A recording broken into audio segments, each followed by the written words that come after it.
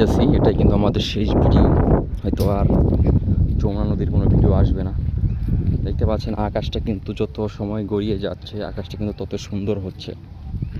আমরা আমাদের বাইকের কাছে চলে যাচ্ছি, এখন আমরা আমাদের গন্তব্যস্থলে পৌঁছে যাব। তো এখান থেকে আমাদের ওখানে যেতে প্রায় 2 ঘন্টার মতো লাগবে। এই মধ্যে অটো নিয়েছে গো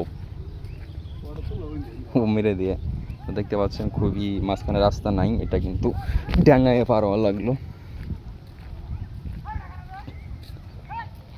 তো আমরা ডেঙিয়ে পার হয়ে কিন্তু বাইকের দিক যাচ্ছি। তো আপনারা যারা পুরো ভিডিওগুলো দেখেছেন তাদেরকে অসংখ্য ধন্যবাদ, কারণ এরকম দৃশ্য আপনারা যে কোনো জায়গায় দেখতে পারবেন না। এখানে আসতে হলে কিন্তু আপনাদের প্রায় 500 থেকে 600 টাকার মতো খরচ পড়ে যাবে। তো সেগুলো আপনাদেরকে আমরা ফ্রিতে দেখাচ্ছি। তো দেখতে পাচ্ছেন এখান থেকে নদী গেছে, ছোটো ছোটো নদীর মতো গেছে, এখান থেকে কিন্তু ছোটো ছোটো মাছ পাওয়া যায়। তো এখানে ছোটো ছোটো বাচ্চা পোলাপানগুলো কিন্তু এখানে সারাদিন প্রায় খেলা করে। দেখে আসে একটা কুকুর আসতেছে, কুকুরটা মনে হচ্ছে খুব পিপাসা লাগছে কুকুরটার। হ্যাঁ, আকাশের অবস্থা দেখছো ভয়াবহ। তো আমরা গাড়ির লকটি খুলে নিচ্ছি, খুলে নিয়ে কিন্তু আমরা এখন চলে যাব। তো দেখতে পাচ্ছেন বৃষ্টি বৃষ্টি ভাব, না হলে আমরা আরও দৃশ্য আপনাদেরকে দেখাতে পারতাম, কিন্তু বৃষ্টির জন্য আমরা চলে যাব, কারণ যে রাস্তা একবার বৃষ্টি হলে এই রাস্তাতে বের হওয়া খুব টাফ ব্যাপার হয়ে যাবে।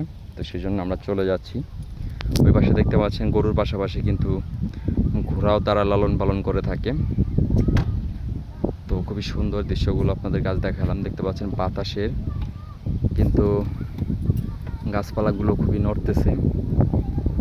তো এই পাশ দিয়ে বালুগুলো আপনাদেরকে আগেও দেখিয়েছি, এই বালুগুলো তারা বিভিন্ন জায়গায় বিক্রি করে থাকে বিভিন্ন কাজের জন্য। তো এখন আমাদের গাড়িটি স্টার্ট হয়ে যাবে, আমরা কিন্তু চলে যাব।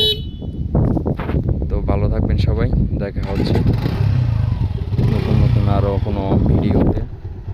তো আমরা যাওয়ার সময় আরও কিছু দৃশ্য আপনাদের একটু দেখাবো। রাস্তাঘাটগুলো দেখলে বুঝতে পারবেন যে দেখতে পাচ্ছেন এটা কিন্তু উপরে ওঠার রাস্তা। এই উপরে ওঠার রাস্তাটা কিন্তু খুবই খারাপ, বলার মতো খারাপ না।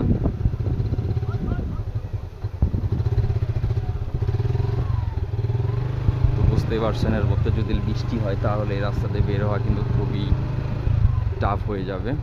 তো যার জন্য আমরা আগেভাগেই চলে যাচ্ছি।